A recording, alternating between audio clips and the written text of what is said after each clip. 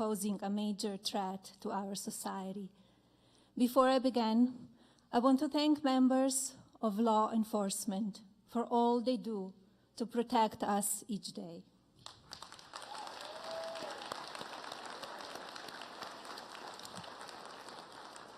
You are each heroes, and this administration will always honor your life-saving work. In my role as First Lady, much of my focus has been towards understanding the negative effects the opioid epidemic is having on our children and young mothers. I have seen firsthand both the medical and personal results of this crisis. Last month, I visited Cincinnati Children's Hospital in Ohio and met with doctors and nurses who shared their research on neonatal abstinence syndrome, or NAS. NAS is heartbreaking development in newborns who are exposed to opioids before they are born. Many young mothers are not even aware of this disease, so we must continue to educating them about the real dangers of opioids on unborn babies. More recently, Betty Henderson shared with me a tragic story of losing her son to drug addiction. She suffered a pain no parent should ever have to endure, the loss of a child. Unfortunately, her story is just one of many because of this epidemic.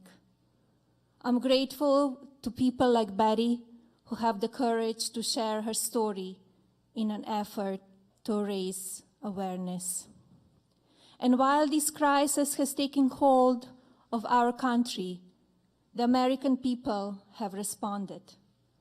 The results can be seen in the creation of Lily's Place in West Virginia, a care center that takes in tiny infants with NAS and nurtures them back to health.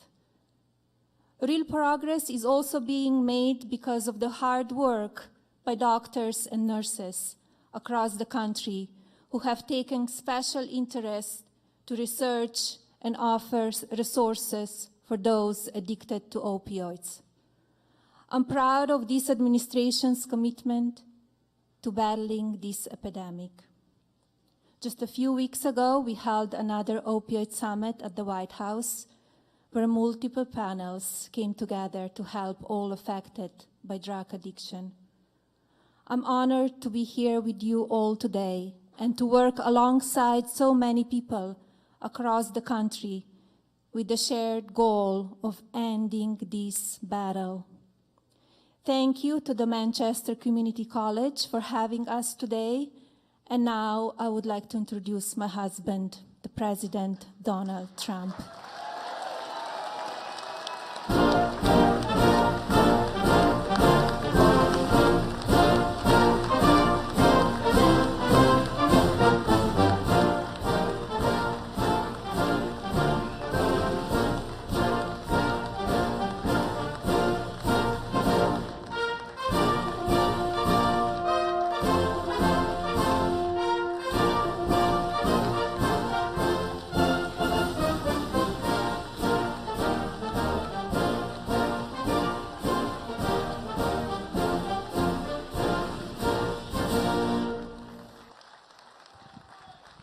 Thank you to our First Lady, Melania, who has been so incredible.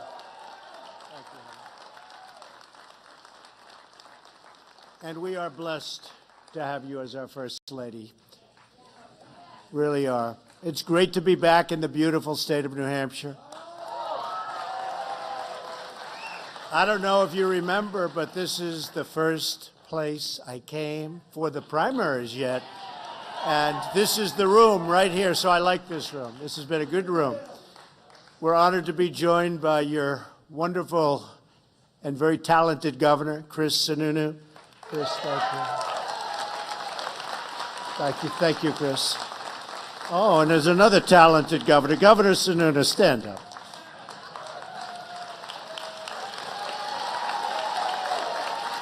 I have to tell you, there was nobody tougher on Trump at the beginning. It's true. There was nobody on television tougher. And then we met each other, and we liked each other, and he went from the worst to the best. Governor, thank you. I mean that too. Thank you.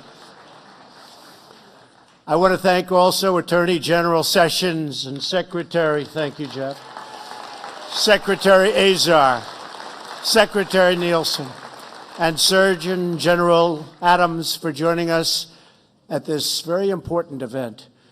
The First Lady and I just visited the Manchester Fire Department Safe Station, talking about it all over the country.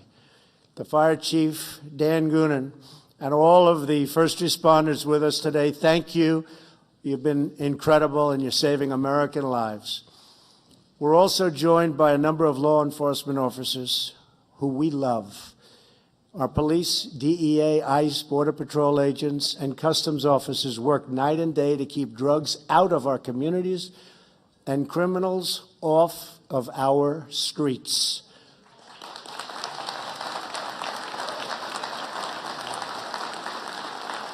So today we thank you, we honor you, and we want you to know that we will always have your backs 100%. Thank you very much, law enforcement. Thank you.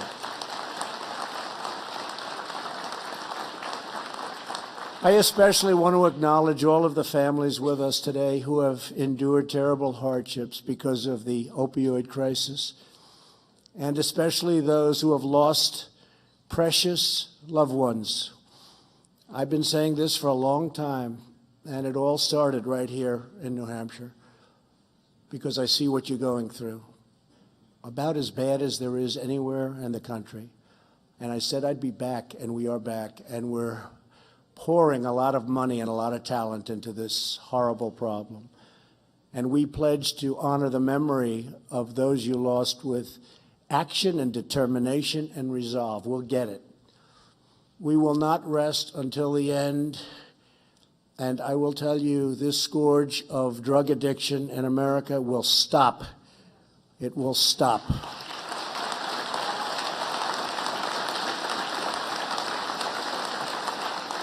Every day, 116 Americans die from an opioid-related overdose. In New Hampshire, the overdose, really death rate, I mean, can you believe this? The death rate is double the national average. It's got difficulties like people wouldn't believe. Defeating this epidemic will require the commitment of every state, local, and federal agency. Failure is not an option. Addiction is not our future. We will liberate our country from this crisis. Never been like this. Hundreds of years, never been like this. And we will raise a drug-free generation of American children. Last October, we declared the opioid crisis a public health emergency. Should have been done a long time before. Since then, we've worked with Congress to ensure at least $6 billion additional dollars going through right now in new funding in 2018 and 2019 to combat the opioid crisis, and we will be spending the most money ever on the opioid crisis.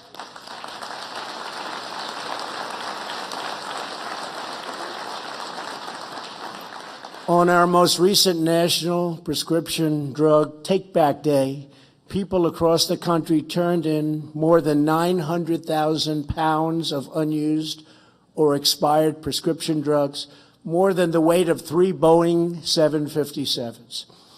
Our Custom and Border Protection and these people, the job they do is incredible. Seized nearly 1,500 pounds of fentanyl last year, nearly 3 times the amount seized in 2016. And I told China, don't send it. And I told Mexico, don't send it. Don't send it.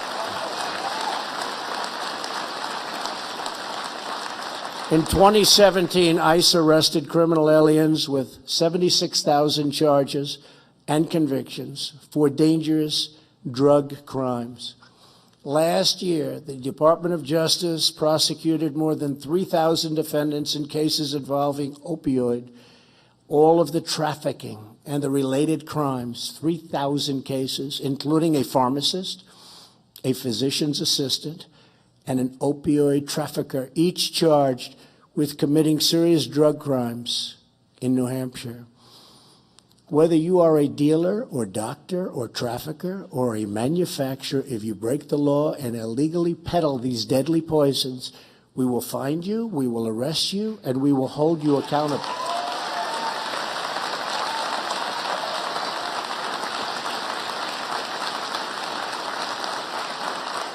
Thank you. Here in New Hampshire, I applaud all of the drug enforcement agents and law enforcement officers who recently coordinated Operation Granite Shield, an 18-hour enforcement action targeting drug traffickers that resulted in the arrest of 151 people. These are terrible people, and we have to get tough on those people, because we can have all the blue ribbon committees we want, but if we don't get tough on the drug dealers, we're wasting our time. Just remember that. We're wasting our time. And that toughness includes the death penalty.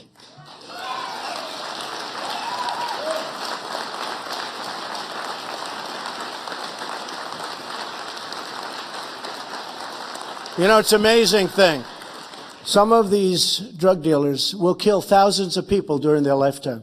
Thousands of people. And destroy many more lives than that.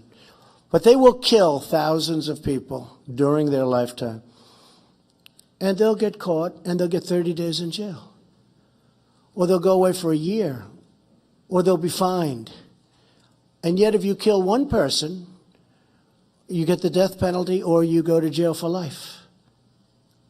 So if we're not going to get tough on the drug dealers who kill thousands of people and destroy so many people's lives, we are just doing the wrong thing. We have got to get tough. This isn't about nice anymore. This isn't about committees. This isn't about let's get everybody and have dinners and let's have everybody go to a blue ribbon committee and everybody gets a medal for frankly talking and doing nothing. This is about winning a very, very tough problem. And if we don't get very tough on these dealers, it's not going to happen, folks. It's not going to happen. And I want to win this battle. I don't want to leave at the end of 7 years and have this problem. Okay? I don't want to, right? Okay. Thank you.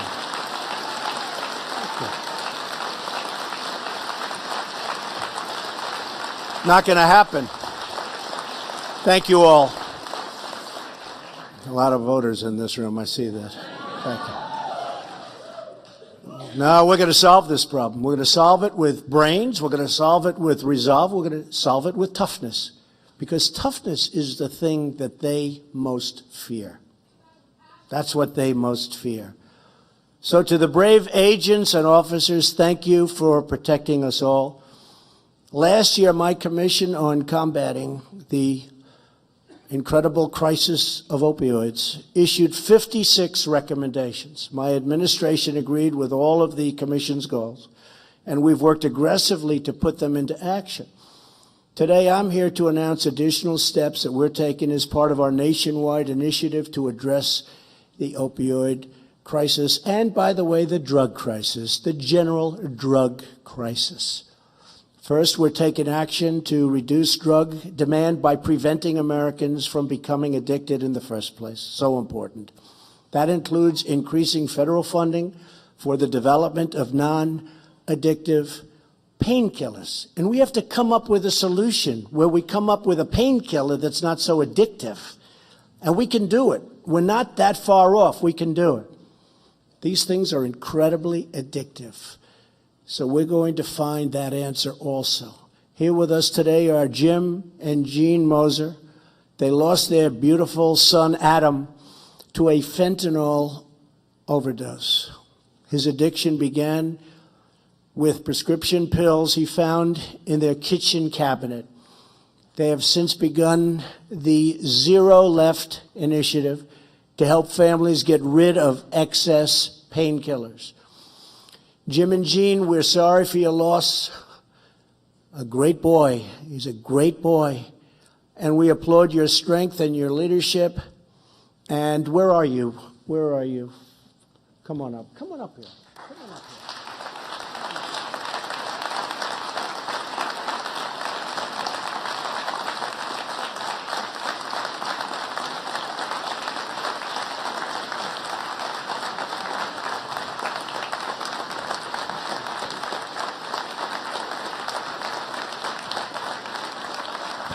Tell us about your boy. Wow. Adam was our oldest son. He was a great kid. He was a smart kid. Grew up out in rural East Kingston, New Hampshire. He had a degree in actuarial science, which, as many of you know, that's the science of forecasting risk. He was the kind of kid that made you feel really good about yourself. You give him 5 minutes, you really liked him. And, he just made a bad choice one night, as smart as he was. He found his way into our kitchen cabinet, and sadly, the rest is history. He got hooked on it and had to go to the street eventually, and he found fentanyl. And he's been gone for 2.5 years, and we miss him every day. Thank you. Thank you, darling. You take care of Thank yourself, you. okay? Thank you. All right. Thank you very much. Thank you. Take care.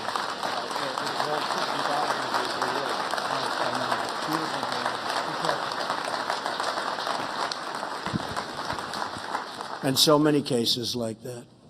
We're also taking action to prevent addiction by addressing the problem of over-prescribing.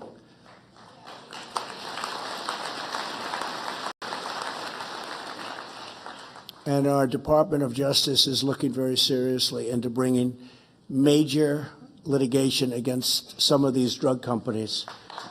We'll bring it at a federal level.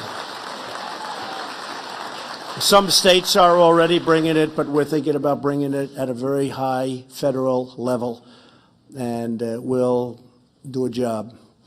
We're going to cut nationwide opioid prescriptions by 1/3 over the next 3 years. We're also going to make sure that virtually all prescriptions reimbursed by the federal government follow best practices for prescribing.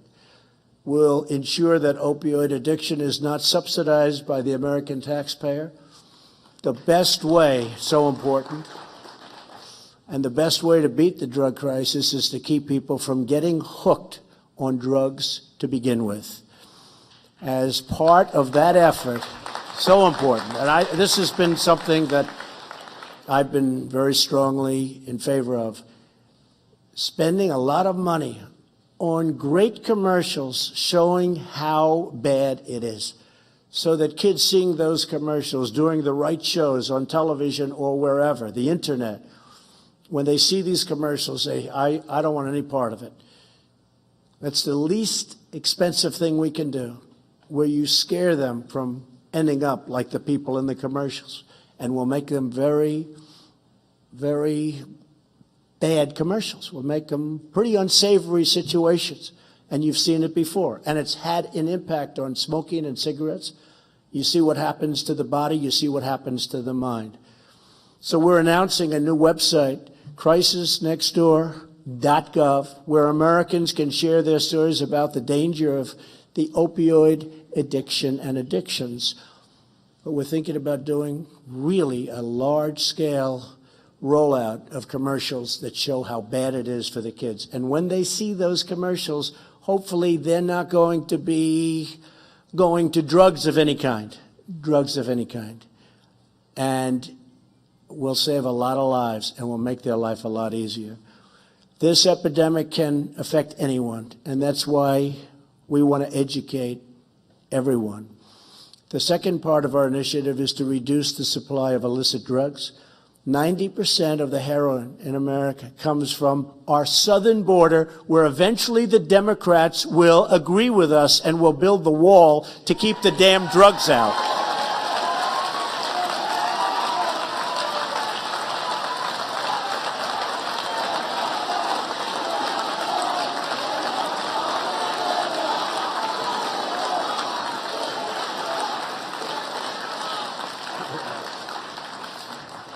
Pretty amazing.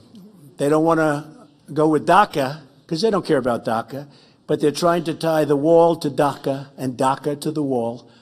And they want to keep DACA for the campaign instead of getting it approved, which we could do very easily. The Republicans are totally in favor of doing something substantial for DACA, but the Democrats like it as a campaign issue, so they don't get it approved.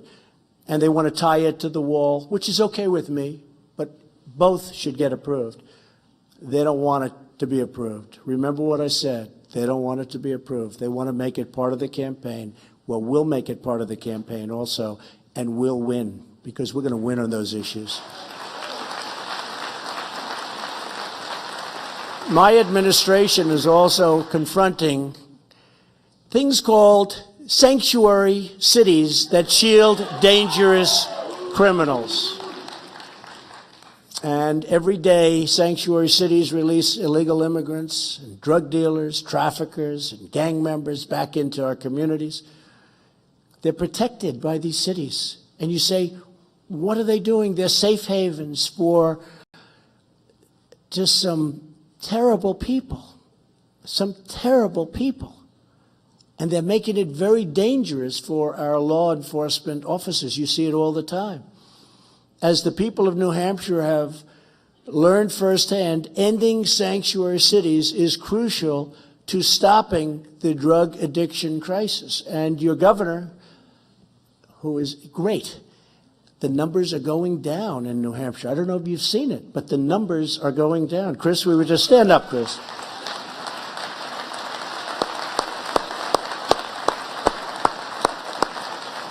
It's really one of the few bright spots where the numbers actually are going down, and that's a tremendous achievement. Thank you, Chris.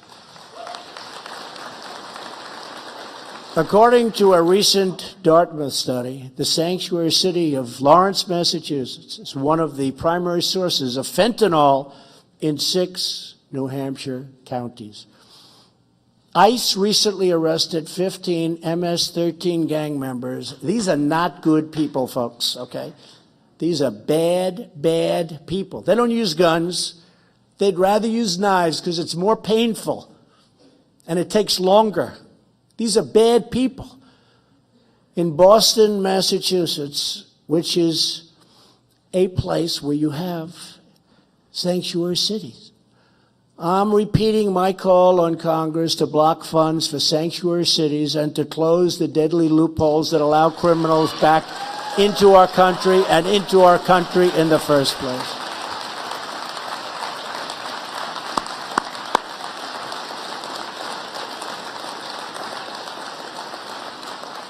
You know, some things are very understandable. We have lots of issues where we're on both sides of an issue, and you can understand the other side even though you don't agree. Sanctuary cities are hard to understand for people because they don't get it. They don't get it. You see what's going on in California, how terrible it is, how dangerous it is, and they're all trying to protect sanctuary cities.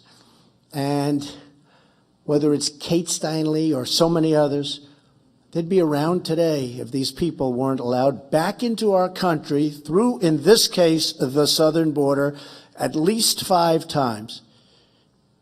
And look at the damage. And then look at this verdict. Look at the verdict. Can you believe the verdict? So we have to get a lot smarter. We have to get a lot tougher. And speaking of tough, because here with us today is ICE agent Derek Dunn. Derek worked with state police to uncover a major drug smuggling operation in Lawrence, Massachusetts. Where's Derek? Derek! Where's Derek? Come here, Derek. I love tough guys. We need tough guys. Come here, Derek.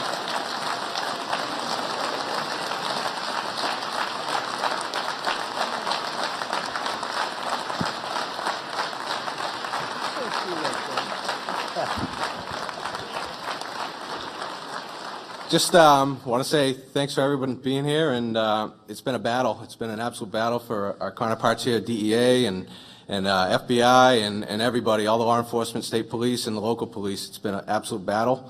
We all work together, and we're going to get this solved. Thank you.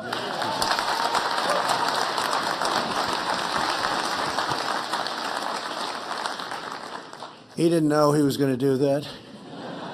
And you didn't know you were going to do that, but that's in honor of your boy, right? It made a big impact. I also want to mention ICE agent Ron Moran and Manchester police detective Patrick McGuire. They helped lead the team that arrested a terrible human trafficker who used opioids to harm, in a very violent way, his victims. Thank you both for bringing the trafficker to a very strong and swift justice. Where are you guys? Thank you. Stand up, Father.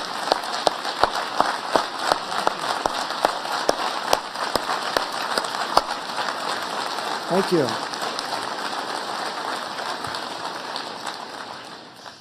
We're also shutting down illegal online marketplaces and preventing drugs that come from China and other countries from bypassing our borders, and we're getting very tough on it. It's not that we have a choice. We don't have a choice. We can be nice, and we can be soft and weak, and you're not going to have a country left. So we have to strengthen up our laws so that we can do what we have to do. We have to stop this from happening. Drug traffickers kill so many thousands of our citizens every year. And that's why my Department of Justice will be seeking so many much tougher penalties than we've ever had. And we will be focusing on the penalty that I talked about previously for the big pushers, the ones that are really killing so many people. And that penalty is going to be the death penalty. If you look at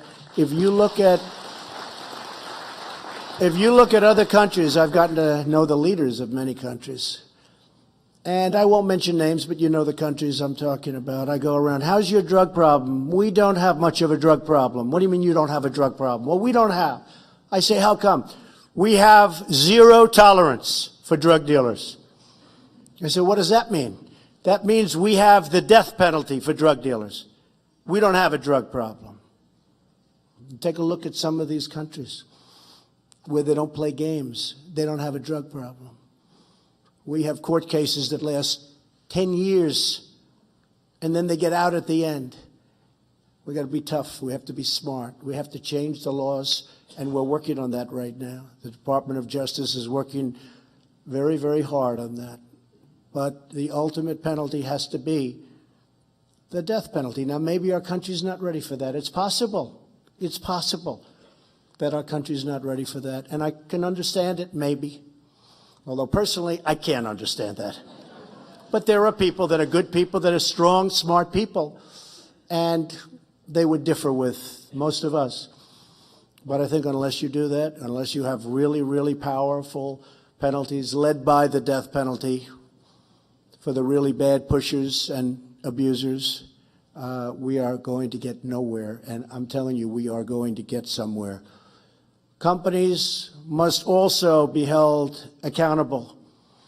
The Department of Justice recently created a task force to coordinate investigations and lawsuits against manufacturers and other bad actors that harm our citizens. And I can tell you that Jeff Sessions, who's here with us now, feels so strongly about this. And they're working very hard and very effectively on that. And so we appreciate that very much. Thank you. Thank you, Jeff. Thank you.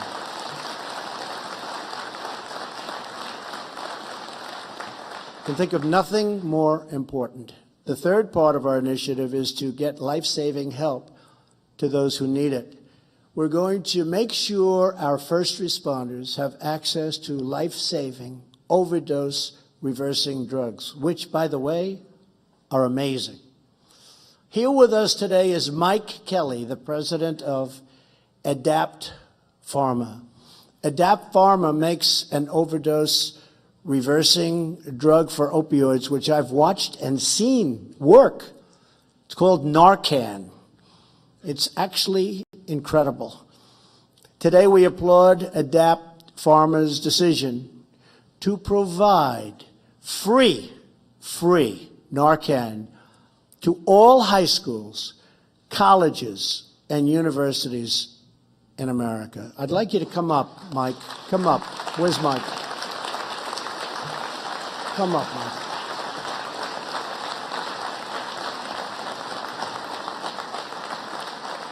That's really an amazing and generous offer. Thank you.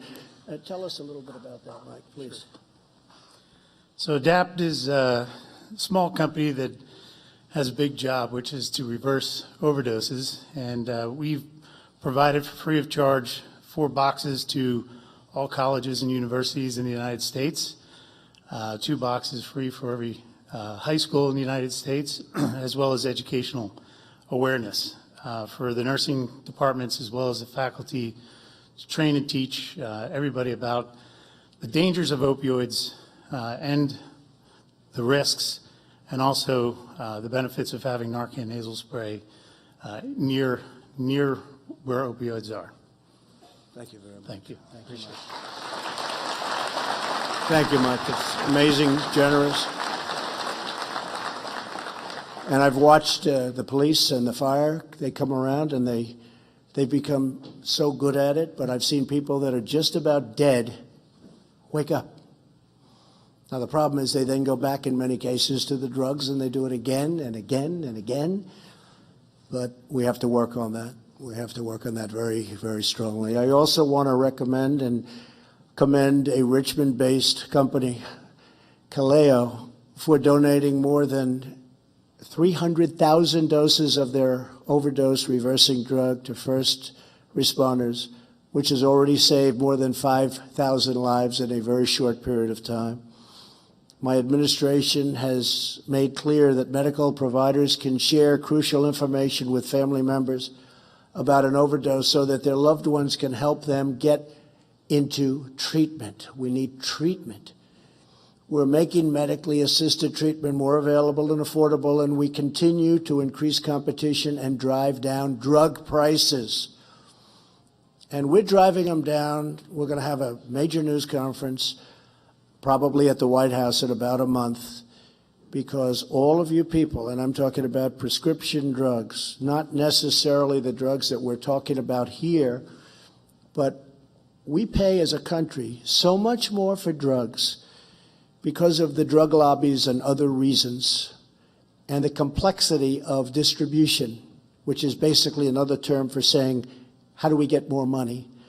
And if you compare our drug prices to other countries in the world, in some cases it's many times higher for the exact same pill or whatever it is, in the exact same package, made in the exact same plant.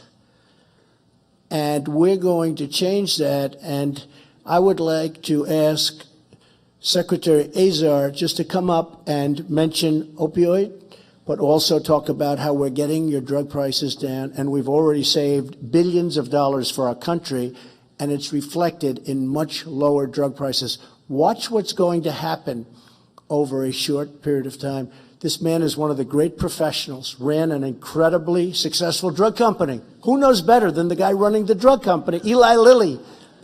And that's your company, right? Or was. Now you're on the other side, though. So nobody knows better. The most respected man in that industry, and we got him to work because he loves our country. Would you tell them a little bit about what you have planned for drug prices and also opioids in terms of stoppage, please? Secretary. Well, thank you, Mr. President. And, you know, you've done a lot already to tackle this issue of drug pricing. So last year, the FDA approved more generic drugs than it ever has in its history. And that brings prices down for patients, for the system, for everybody. You also changed the rules so our senior citizens pay less out of pocket for their drugs. That's $3.2 billion that they're paying less out of pocket for their drugs when they go to the pharmacy. And then we're going to be rolling it, as you mentioned, in about a month, a whole slate of other proposals around how we decrease the price of drugs and how we bring discounts that the middlemen right now are getting, how those will go to our patients, to individuals. Now, we're attacking this with the same level of action, determination, and resolve that you're bringing to the opioid crisis. And that's where we're focused on prevention and getting that 1/3 fewer illegal opioid prescriptions to our people. The second is stopping the illicit flow of these opioids into our country. And the third is compassionate treatment for people, evidence-based, science-based, compassionate treatment that can help people recover and stay away from relapse. So thank you, Mr. President, for your leadership. Thank you, Alex. We'll be seeing drug prices falling very substantially in the not-too-distant future, and it's going to be beautiful. And I want to thank also Scott Gottlieb.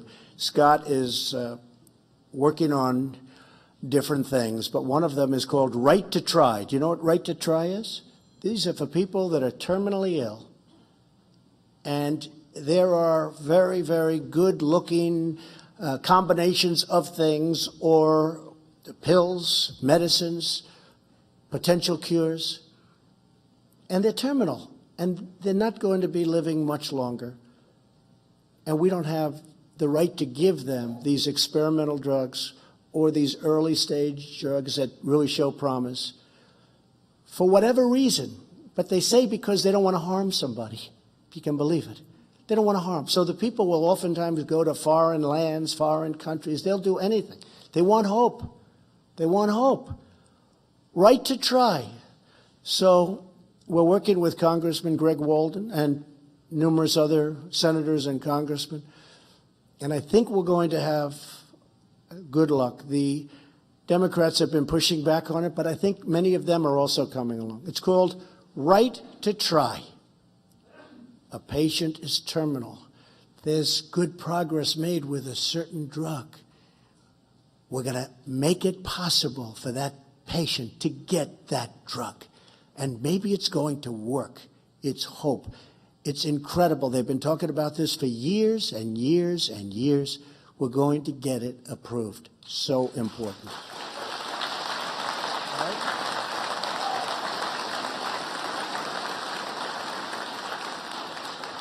To further expand treatment, I'm also calling on Congress to change the restrictive 1970s-era law that prevents Medicaid from paying for care at certain treatment facilities with more than 16 beds. It's such an important factor.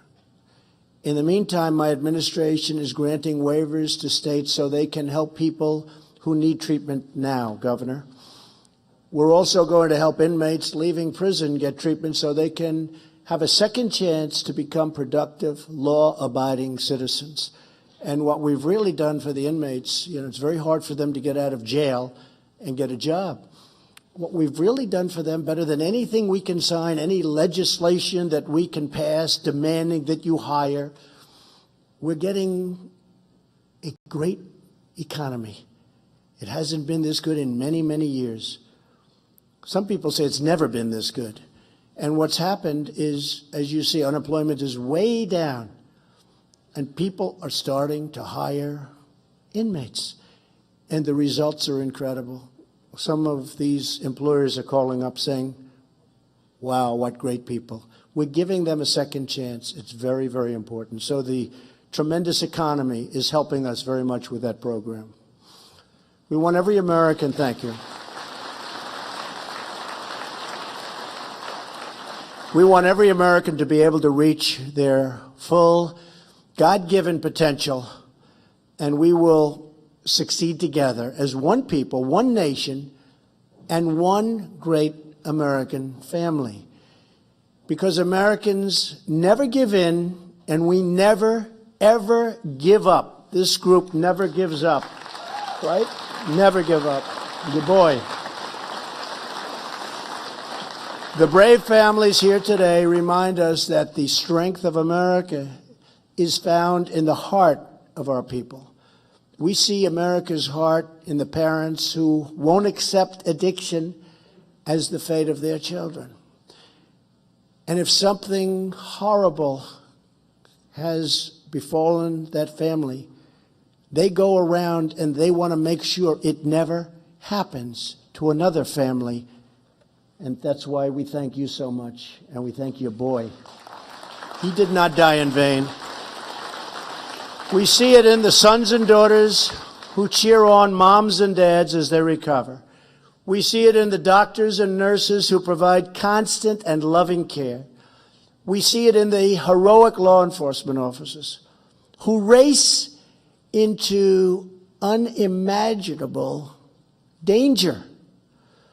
We see it in EMTs and firefighters who act so quickly to save so many lives. And we see this American heart in the men and women who fight every day to help rescue their fellow citizens from the grips of addiction. These are the courageous souls who remind us that for America, there is nothing beyond our reach, nothing at all. Nothing. We will defeat this crisis. We will protect our beautiful children, and we will ensure that tomorrow is better, brighter, stronger, and greater than ever before. Because as long as we have trust in our citizens, pride in our country, and faith in our God, we will not fail.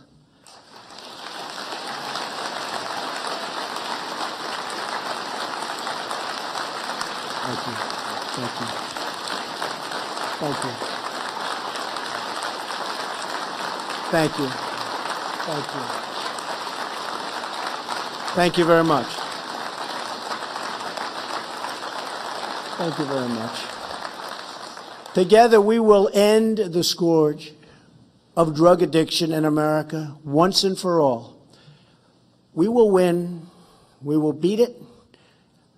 We'll be tough. We'll be smart. We'll be kind. We'll be loving. We'll do whatever we have to do. But we're going to win. Thank you. God bless you, and God bless America. Thank you very much. Thank you.